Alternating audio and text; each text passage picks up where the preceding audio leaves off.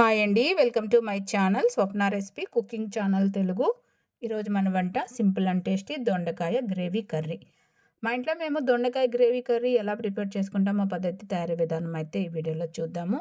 చాలా సూపర్గా ఉంటుంది దొండకాయ గ్రేవీ కర్రీ. వేడి వేడి రైస్లోకి, చపాతీలోకి, దోశల్లోకి, పుల్కాల్లోకి అద్దిరిపోతుంది. టేస్ట్ అయితే అల్టిమేట్గా ఉంటుంది. దొండకాయ గ్రేవీ కర్రీకి కావాల్సిన పదార్థాలు ఇదండి. ఇక్కడ మనం పావు కేజీ దొండకాయ తీసుకున్నాము, 2 మీడియం సైజు టమాటాలు, 2 మీడియం సైజు ఆనియన్, 3 పచ్చిమిర్చి, కొద్దిగా కరివేపాకు, కొత్తిమీర, 1 ఇంచి అల్లం అయితే తీసుకున్నాము. కొద్దిగా చింతపండు శుభ్రంగా కడిగి నానబెట్టి పెట్టుకోవాలి. మొదట 1 టేబుల్ స్పూన్ నువ్వులు తీసుకొని డ్రై రోస్ట్ చేసి పెట్టుకోవాలి. నువ్వులు మాడిపోకుండా ముందుగా వేయించి పక్కన పెట్టుకోవాలన్నమాట. చాలా సూపర్గా ఉంటుంది. ఈ విధంగా వేయించి పక్కన పెట్టి కడాయిలో కొద్దిగా ఆయిల్ వేసి 1 టేబుల్ స్పూన్ శనగపప్పు, 1 టేబుల్ స్పూన్ మినప్పప్పు, 1 టేబుల్ స్పూన్ వేరుశనగపప్పు, అర స్పూన్ ఆవాలు, 20 మెంతి గింజలు, అర స్పూన్ జీలకర్ర, 1 టేబుల్ స్పూన్ ధనియాలు, 6 ఎండుమిరపకాయలు ఈ విధంగా 2గా వింపి వేసుకోవాలి. ఇప్పుడు ఇందులో కొద్దిగా ఇంగువ వేసుకోవాలి. ఇంగువ కంపల్సరీగా వేసుకోవాలి, అరుగుదలకి చాలా మంచిది ఇంగువ.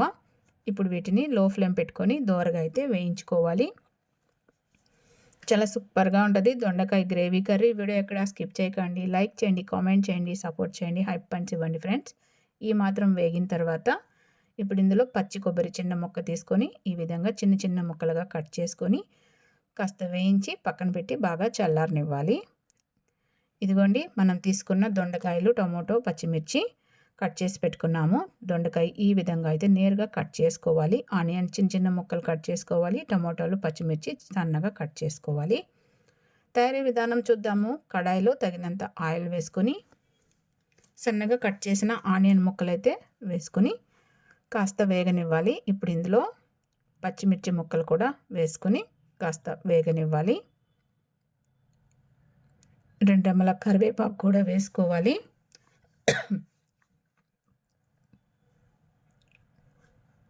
ఒకసారి కలిపి ఇప్పుడు ఇందులో దొండకాయ ముక్కలు అయితే వేసుకోవాలి. ఒకసారి అయితే బాగా కలిపి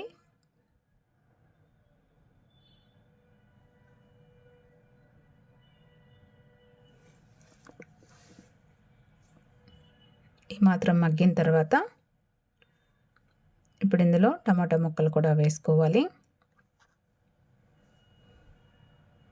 ఈ టమాటా ముక్కలు కూడా మగ్గించుకోవాలి. చాలా సూపర్గా ఉంటుంది ఫ్రెండ్స్ కర్రీ అయితే మటుకు అల్టిమేట్గా ఉంటుంది. టేస్ట్ అయితే ఫంక్షన్స్లో వడ్డిస్తారు కదా మనకి దొండకాయ గ్రేవీ కర్రీ, అదే అన్నమాట. ఇప్పుడు ఇందులో కొద్దిగా పసుపు, తగినంత కల్లుప్పు వేసుకొని ఒకసారి అయితే మిక్స్ చేసుకోవాలి. చాలా సూపర్గా ఉంటుంది ఫ్రెండ్స్. వీడియో ఎక్కడ స్కిప్ చేయకండి. లైక్ చేయండి, కామెంట్ చేయండి, సపోర్ట్ చేయండి. దొండకాయ గ్రేవీ కర్రీ తయారీ విధానం అయితే చూస్తున్నాము. వీటినైతే సన్న మంట పెట్టి ఒక 5 నిమిషాలు మగ్గించుకోవాలి. ఇదిగోండి, ముందుగా మనం వేయించి పక్కనుంచిన పప్పులు, నువ్వులు మిక్సీ చేసుకోవాలి. చాలా సూపర్గా ఉంటుంది.